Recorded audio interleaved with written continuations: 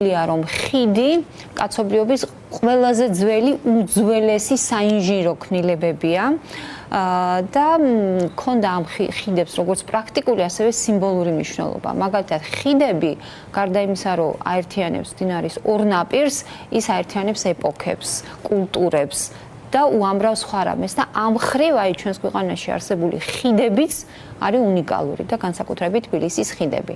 აი ყველაზე ძველი ხიდი, აი როგორც მოვიძიე მასალები, ეს რასაც ხედავთ ხელოვნური ინტელექტის მიერ არის დახატული ქვის ხიდები.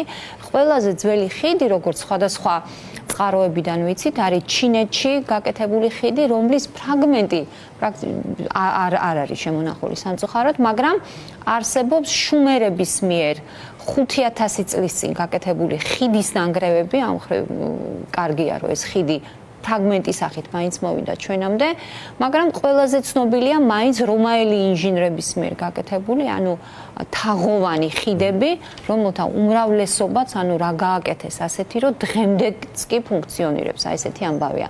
ეხლა რომაულ ხიდებზე რადგან საუბრობთ, არ შეიძლება არ ვახსენოთ ჩვენთან საქართველოში აი მცხეთასთან, მცხეთის შესასვლელთან არსებული ეგრეთ წოდებული პომპეუსის ხიდი, რომელიც დაფარულია და რომელიც ითვლება, რომ ერთ-ერთი უძველესი ხიდია, რაც გვაქვს.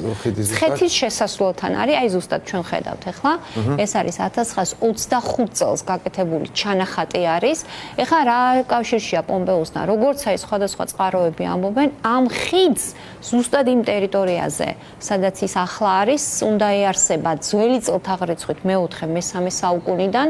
ეს არის პერიოდი, როდესაც ვაჭრობა მიიღო საერთაშორისო სახე და მცხეთა ეს იყო ძალიან მნიშვნელოვანი გზების გასაყარი, მაგალითად ამიერკავკასიის მთავარი გზები გადიოდა, ეს იყო მაგალითად დარიალის ხეობიდან სამხრეთ საზღვრამდე, შავი ზღვიდან კასპიის ზღვის სანაპირომდე არსებული აი გზების გასაყარზე მდებარეობდა და იქიდან ფუნქციონირებდა ეს ხიდი. აი ეს არის ახლა როგორც გამოიყურება და ეხლა პომპეუსს რატო უკავშირდება ძველი წელთაღრიცხვით 65 წელს ეს ხიდი გახდა მთავარი საბრძოლო ასპარეზი ქართლის მეფე არტაქსა და რომაელ სარდალ პომპეუს შორის. ამ ხიდს სხვა სახელიც ქვია, ანუ მოგთა ხიდს ეძახიან, იმიტომ რომ ქართლის მეფე ფარნაჯომს აქ ჩამოუსახლებია სპარსეთიდან მოგვები და ამიტომაც ამ ხიდმაც მიიღო ეს სახელწოდება.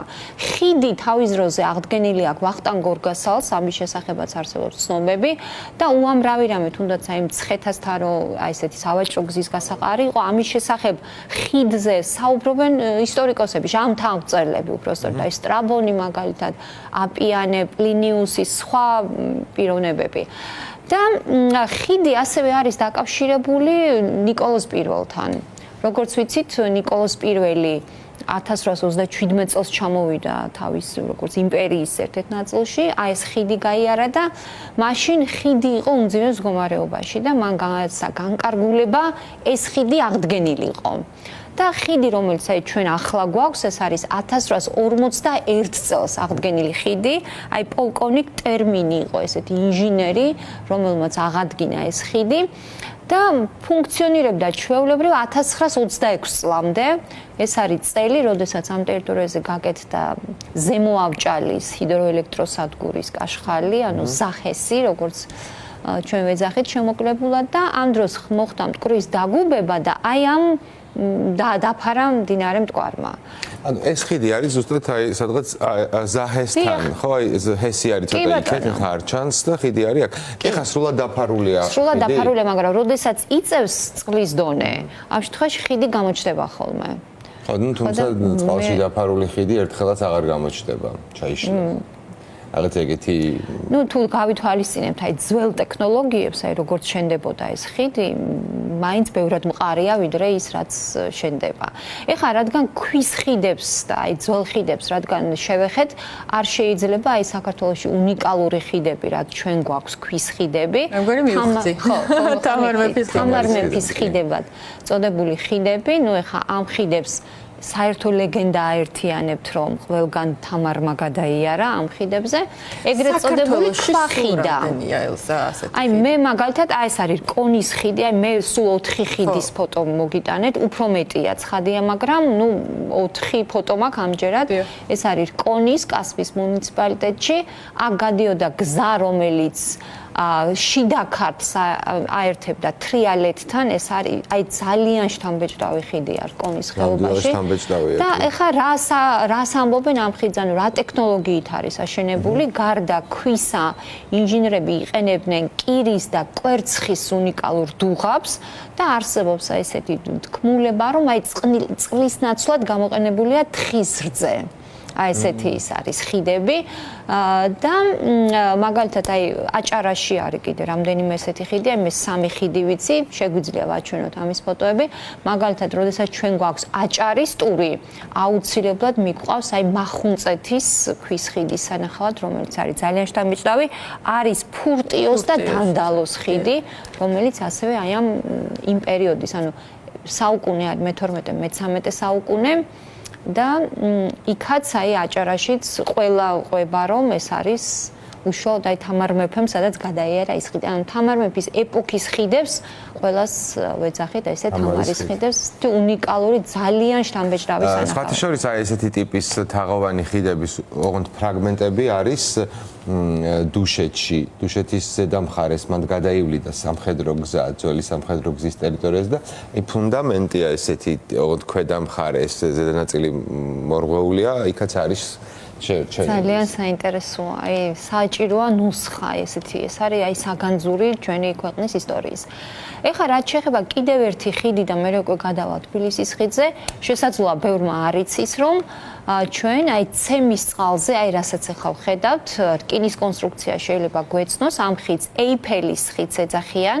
მიზეზი არის ის, რომ 1897 წელს მეფისნაცვალმა მიხეილ რომანოვმა ხიდის შეკვეთა საფრანგეთში მისცა გუსტავ ეიფელს და ეს არის ეიფელის მიერ გაკეთებული რკინის კონსტრუქცია, რომელიც ადგილზე მონტაჟი ამ ხიდის განახორციელა სამოქალაქო ავიაციის ფუძემდებელმა კონსტრუქტორმა ჩხოროწყუელმა ბესარიონ ქებურიამ. ჩვენ ჩხოროწყუელები ძალიან ვამაყობთ ბესარიონ ქებურიათი და 1902 წელს აი ამ ეიფელის ხიდზე გაიარა ყველასთვის საყვარელმა კუკუშკას რო ეძახით აი ამ მატარებელმა. ამიტომ აი თუ ჩვენ არ გვაქვს მაგალითად საშუალება რომ ჩავიდეთ საფრანგეთში და ვნახოთ ეიფელის შემოქმედება, შეგვიძლია ვნახოთ ცემში ეიფელის მიერ გაკეთებული. საინტერესო ხიდია კი. დაახლოებით იგივე რკინის კონსტრუქციის ხიდი არის, აი ანანურს რო გაცდები, აი ეგ რა ხიდი არის, მაგრამ ძალიან მომწონს. ძალიან საინტერესო ხიდი. ეს ქვედა ნაწილი, ამას ხო ქვემოთ აქვს ეს იმას პირიქით აქვს. კი ბატონო, ნამდვილად. ეხლა რომ გადმოვინაცვლოთ თბილისში, როგორც გითხარით, 12 ხიდია და ერთ-ერთი უძველესი ხიდი, ანუ სადაც სახიდე გადასასვლელი ყოველთვის მდებარეობდა, ეს არის ხიდი, რომელსაც ვუყურებთ, მეტეხის ხიდი. ანუ ამ კონფიგურაციით ეს ხიდი არ არსებობს, ჩვენ ახლა ვხედავთ მარცხენა სანაპიროს, აი ჩანს საპატიმრო და მეტეხის ტაძარი უკან და ამ ადგილზე ხიდი თვითონ აი ციხეების დაარსებისთანავე არსებობდა, ანუ ციხეებში გულისხმობ ისნის ციხეს და თბილისის ორ უბანს, ანუ ყველა ძველ უბანს აერთიანებდა, ეს არის კალა, რომელიც არის მტკვრის მარჯვენა სანაპიროზე და ისანი მარცხენა სანაპიროზე, აი დღევანდელი აი მეტეხის ტერიტორია. ამ ხიდს რაც შეეხება, აი რასაც ჩვენ ახლა ვხედავთ, რკინის კონსტრუქციები რაც არის გაკეთებული, ეს ხიდი მოიხსნა, მაგრამ ამ მეტეხის ხიდის ძელი აქვს გამოყენებული გაბრიაძეს თავისი კოშკის საყრდენად. ეს არის გამოყენებული. ეხლა თანამედროვე იერსახეს და არ დამავიწყდეს იმის თქმა, რომ მეტეხის ხიდი საუკუნეების განმავლობაში ერთადერთი ხიდი იყო ქალაქის ფარგლებში, მტკვარზე ქალაქის ფარგლებში. რაც შეეხება თანამედროვე კონსტრუქციას, აი მალიანი რკინაბეტონის ხიდი რო გვაქვს, დემჩინელი არის მისი არქიტექტორი. ეს არის 1951 წელს გაკეთებული ხიდია. და ხიდს თავიდან, აი ეს ხიდი ამ ხიდზე მაქვს საუბარი, ამ ხიდს თავიდან ერქვა ლავრენტი ბერიას სახელი, ეს იყო ბერიას სახელობის ხიდი, მაგრამ 1953 წელს, როცა სიტუაცია შეიცვალა სრულად, ხიდმა შეიცვალა სახელი, მას დაერქვა მეტეხის ხიდი და დღეს ეს ხიდი არის 100.000 მოწამის სახელობის. ესეც რადგან ამ ხიდს შევეხეთ, რამე ვერსია ხო არ გაქვს შენელს და მომატებული ავტოშენობის საოცარი ამბავი ხდება და მე ასახსნელად ასე ვთქვათ. ნუ ფაქტია, რომ მერია ვალდებულია, რომ რაღაც ზომები თავისთავად ცხადია თანის რკინის მოაჯირიეს ძველია ხა 1951 წლის მოაჯირია, რაც გადავარდა იმის ამოღებაა საჭირო და უბრალოდ წარმოუდგენელი ამბავია, რა განაპირობებს იმას, რომ აი ეს ერთმანეთის მიყოლებით ამ ხიდიდან ვარდებიან მანქანები. ბოლო ადრეში 3 მანქანა. 3 მანქანა თან ძალიან სამწუხაროა რომ სხორპილი დასრულდა. წარმოუდგენელი ამბავია და არ ვიცი, ღმერთთან უკნას რომ კიდევ გაგრძელდეს და რაღაცა სასწრაფოდ არის ზომები მისაღები. კი. ეხლა კიდევ ბევრად უფრო ძველი ხიდი გვაქვს ქალაქში, ზუსტად 100 წლით ადრე აშენებული. ეს ხო 1951 წელს აშენდა, 1951 წელს ჩვენ გვაქვს მშრალი ხიდი, ეგრეთ წოდებული მშრალი ხიდი. ეს არის ყველაზე უძველესი ხიდი და ხიდის განკარგულება, ანუ ხიდის აშენების შესახებ 1830 წელს იქნა მიღებული, იმიტომ რომ საჭირო იყო თბილისი შეერთებინათ ახალ უბანთან, ეს იყო ჩუღურეთი კუკია, სადაც იყო გერმანელების დასახლება და ახალი კულტურული ფენომენი გაჩნდა. ძალიან ჩვენ გვისაუბრია გერმანულ კოლონისტებზე, აქ ერთი გადაცემა ქონდა მთლიანად. და ვინაიდან ამ ტერიტორიაზე ხა ბევრჯერ გვითქვამს, რომ იყო მტკვარს ქონდა ტოტი, რომელიც ქმნიდა იმ კუნძულებს, ზუსტად ეს ადგილი არის, სადაც იყო ორბელიანის კუნძული, რომელიც მე მადათოვის კუნძულის სახელით იყო ცნობილი და გადაწყდა, რომ ერთმალიანი ხიდი გაკეთებული იყო ტოტზე, ხოლო ხუთმალიანი გაკეთებული იყო ძირითად კალაპოტზე. არქიტექტორი ეს არის იტალიელი ჯოვანი სკუდიერი.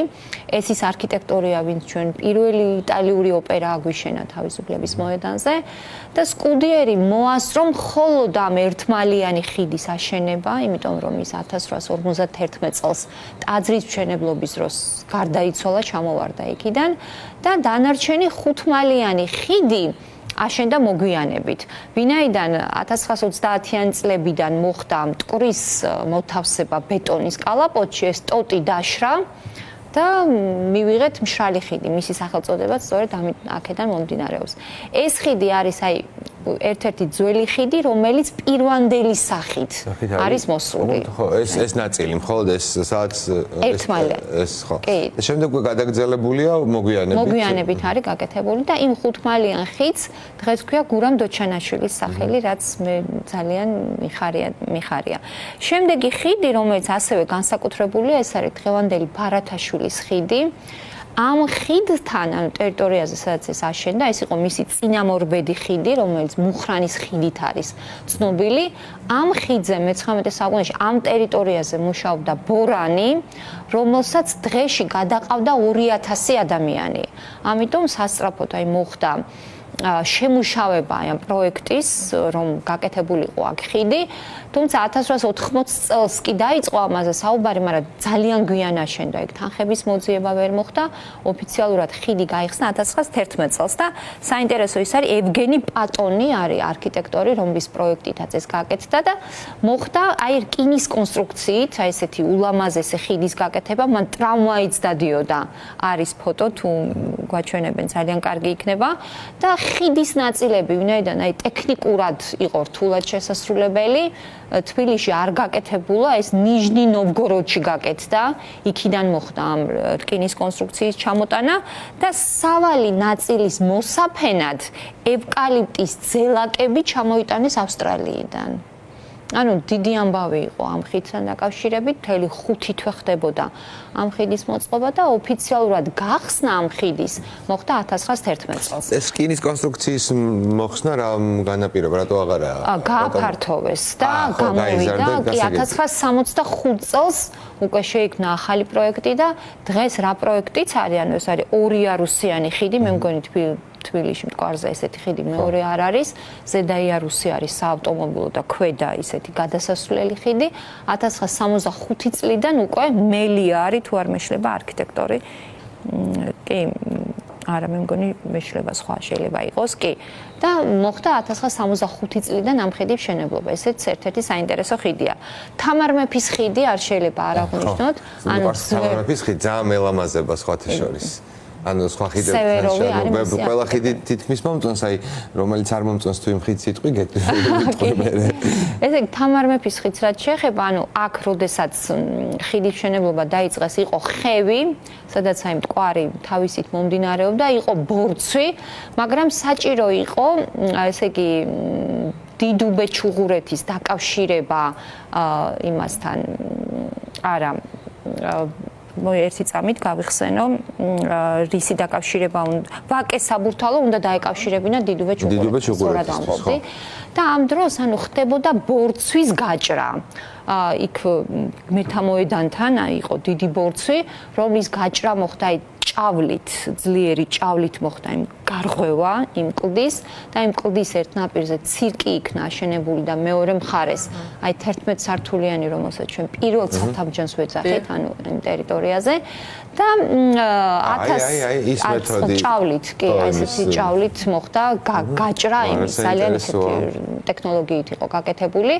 და 1934 წელს ეს შეიკრიბა პლენუმი სხდომაზე გადაწყდა რომ ხიდისთვის რომელიც აქ აშენდებოდა დაერქმიათ პირველი საბჭოთა გმირების ჩელუსკინელების სახელი ჩელუსკინელებ მოედანსაც გმირთა მოედანს ანუ პირველი საბჭოთა გმირების ამ ჩელუსკინელების სახელი დაერქვა და ეს ჩელუსკინელები იყვნენ აი ფრინავები რომლებმაც აი გემ ჩელუსკინიდან რომელიც არქტიკის აი ყინულოვან ნაწილში იყო დაკარგული 104 მგზავრი უნებლად ამოიყვანეს და გახდნენ პირველი საბჭოთა გმირები და ყველგან თბილისში მაგალითად მოედანს ქუჩას ხიდს რომელიც იმ პერიოდში შენდებოდა დაერქვა ჩელუსკინელების ჩელუსკინელების ხიდი მე მგონი ისე ვქვია ერთ-ერთ ხიდს რომელ ხიდს იცი აი საბჭოს მოედანზე რომელსაც ჩაყავ ხარ ზემოდან რომ ჩამოდიხარ დღესაც ქვია მე ესე ვიცი ყოველ შემთხვევაში ხო მშრალია ხიდი აი გადავამოწმო ძალიან საინტერესოა ანუ შეიძლება მე მახსოვს არა ესე იგი ლავრენტი ბერიას ბრძანებით იყო ამ ხიდის მშენებლობა დაწყებული და ეხლა ნახეთ არქიტექტორი იყო სევეროვი მაგრამ მუშაობდნენ ინჟინერი კონსტრუქტორი და აი ძალიან კარგი იქნება თუ დავაბრუნებთ იმ ფოტოს 1935 წელს მოხდა ამ ხიდის გამოცდა და არსებობს ესეთი თქმულება თუ სწორი აი აქ ხედავთ ჩვენ რომ არის ტრამვაის ვაგონები დაყენებული ძალიან მძიმე ტექნიკა თუ კი რამე მოეძებნებოდა თბილისში დააყენეს და ამბობენ რომ ბერიამ ხიდის ქვეშ დააყენა ინჟინერი და კონსტრუქტორი თუ ვერ გაუძლებდა ხიდი აი ამ გამოცდას აი ეს ფოტოა სადაც მიმდინარეობს ამ ხიდის გამოცდა ეს უკვე ხა მივხვდი კი მიმდინარეობს და ამბობენ რომ ქვევით ყავდა და შემდეგ 1989 წელს უკვე მიენიჭა თამარ მეფის სახელი და კიდევ ორ ხიდს იმედია მოვასწრებთ ეს არის ვერის ხიდი რომელიც დღეს არის გალაქტიონის ხიდი ცნობილი 1880 წლისთვის ქალაქის სათათბიროში მიმდინარეობდა დიდი მსჯელობა, რომელი ხიდის აშენება უნდა დაწყებულიყო პირველი ვერის ხიდის თუ დღევანდელი ბარათაშვილის ხიდის, მაგალითად ნიკო ნიკოლაძე რომელიც ხმოსანი იყო მართალი ოპოზიციაში 4ჯერ იყო ხმოსანი და 4-ვეჯერ ოპოზიციაში, მაგრამ ნიკო ნიკოლაძე ემხრობოდა ვერის ხიდის დაუყოვნებლივ აშენების ვერსიას, იმიტომ რომ ხედავდა რომ ქალაქი ჩრდილოეთით ვითარდებოდა და ძალიან მალე, ანუ პრაქტიკულად ქალაქში შეუძლებელი იქნებოდა გადაადგილება. ამიტომ ხიდი გაიხსნა 1885 წელს, ანუ ბევრად ადრე ვიდრე ბარათაშვილის ხიდი 1911 წელს გაიხსნა. მაგრამ ხიდზე გადასვლა იყო ფასიანი, 5 კაპიკი ღირდა. ანუ ზოგადად აი ხიდებზე ფასიანი იყო ხოლმე გადმოსვლა, მაგრამ ამ ხიდზე ფასიანი იყო 1915 წლამდე მერე მოიხსნა ეს ფასი და თანამედროვე ხიდი, რასაც ჩვენ დღეს ვხედავთ, ეს არის 1952 წელს აშენებული. ამ ხიდის არქიტექტორია მელია შებეშალა, ჩომახიძე არის ინჟინერი და იმ პერიოდის აი არქიტექტურა მაგალითად 1930-დან 50-იან წლებამდე ეს სტალინურ ამპირს ვეძახით ჩვენ. ეხლა აქაც ჩანს აი გამოყენებულია ბოლნისის ტუფი, ალგეთის ბაზალტი, ანუ ეს სამშენებლო ქვები გამოიყენებოდა ძირითადად და ამ ხრივ ეს ხიდი არის ძალიან შთამბეჭდავი სანახავი. ამ ბოლნისის ტუფით არის გაფორმებული. ეს რკინის კონსტრუქცია შემდეგ შეიფუთა ქვებით? კი, მოხდა. დიახ, ქვებით მოხდა მისი დალაგება, ანუ ხიდი შეიცვალა 1952 წელს, ანუ პირველი ხიდი ეს იყო 1885 წლის, ის ხიდი შეიცვალა. და მოხდა ახალი ხიდის მშენებლობა.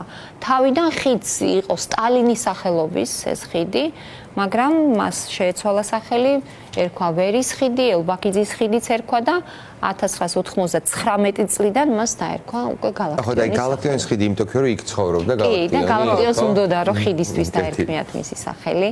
და იქვე გადახვალ თუ არა იქვე ცხოვრობდა ის ხიდის თავში. კი ბატონო. და ყველაზე ახალი ხიდიც ვახსენოთ 21 საუკუნეში ერთი ახალი ხიდი შემოგვემატა. ეს არის მშვიდობის ხიდს ვეძახით 2010 წელს მოხდა მისი გახსნა და ეს ხიდი არის ჩვენი ტურისტების, ქალაქის სტუმრების ყველაზე საყვარელი ადგილი. ყველაზე მეტი ფოტოსესია ამ ხიდზე ხდება ხოლმე, არქიტექტორი არის იტალიელი. მიქელე დელუკიც, იტალიელი, კი. 2012 წელს მოსული მაშინ ხელისუფლება და ახლა უკვე რეჟიმად ჩამოყალიბებული ივანიშვილის ხელისუფლება, ასე ვთქვათ, მაშინ ებრძოდა. არაერთი პერიოდი და იყო საუბარი, რომ თითქოს დემონტაჟიც უნდა მომხდარიყო ამ ხიდის და საბედნიეროდ კი გადარჩა, კი, იმიტომ რომ დიდი პროტესტი მოყვა ამას. და ეს ხიდი არის უნიკალური ხიდი ნამდვილად, იმიტომ რომ აი ესეთი შუშის მოხაზულობა აქვს ძალიან საინტერესო. მგონი ერთადერთი საფეხმავლო ხიდია, ხო, მტკვარზე? კი, ერთადერთი საფეხმავლო ხიდია და 50,000 ნათურით არის განათებული, 150 მეტრია და ამობენ რომ აი განათების სისტემა და რაღაცა კონცეფცია დაკავშირებულია მორზეს ამბანთან და მენდელევის ქიმიური ელემენტების სისტემასთან, რაღაცა დიდი კონცეფციის მატარებელი, თითქოს აი მშვიდობის სიგნალებს უშვებს კოსმოსში, ესეთი ხიდია და ჯერჯერობით ეს ხიდი გვაქვს. და საინტერესო კონტრასტს ქმნის ამ ძველ ისტორიულ გარემოსთან ეს თანამედროვე არქიტექტურა. მაგრამ მაინც ის ხო, მე ფეოდალური დროიდან, უცებად ფეოდალური ხანიდან გადმოგისვრის რაღაც თანამედროვე ახალი ხანდახან მაგონებს ხოლმე თითქოს ბაგრატის ტაძარს, რომელიც ძალიან ბევრი საუკუნის მიქსია, ასე ვთქვათ და ძალიან საინტერესო ფორმით არის. შეიძლება ამ პარალელის გავლება. ნუ ეს იყო აი თბილისის 6 ხიდი, ძალიან მოკლედ თუ კი შეიძლებოდა ამაზე საუბარი, ზოგადად დანარჩენი სხვა ხიდების ისტორიაც და ზოგადად ჩვენს ქვეყანაში გვაქვს ისეთი ობიექტები და ადგილები, რომელიც აი უაღრესად საინტერესოა და ამოუწურავი არის. თვითონ ჩვენს მოსახლეობამაც, მოქალაქეებმა უფრო მეტი უნდა ვიცოდეთ ამის შესახებ. და შენს უკვე ხმარები ხოლმე ამაში ელზა? აუცილებლად ძალიან საინტერესო იქნება ელზასთან ერთად დავით თბილისში მოგზაურობა ასე. გეპატიჟებით თბილისურებით სარგებლობა. და ინფორმაცია აქვს ამოუწურავი ამათ. თან ის რასაც ელზა საუბრობს ხოლმე სტუდიაში, რომ შევძლოთ და გარეთ გავიტანოთ ეს ჩვენი რუბრიკა 1-2 მაინც თან ზაფხულიც შემოგვიშველა. დიდი სიამოვნებით. ძალიან კარგი იქნება. ძალიან დიდი მადლობა ელზა დაგემშვიდობებით. და მცირე დროით რამდენიმე წუთი და შემდეგ დაგიბრუნდებით.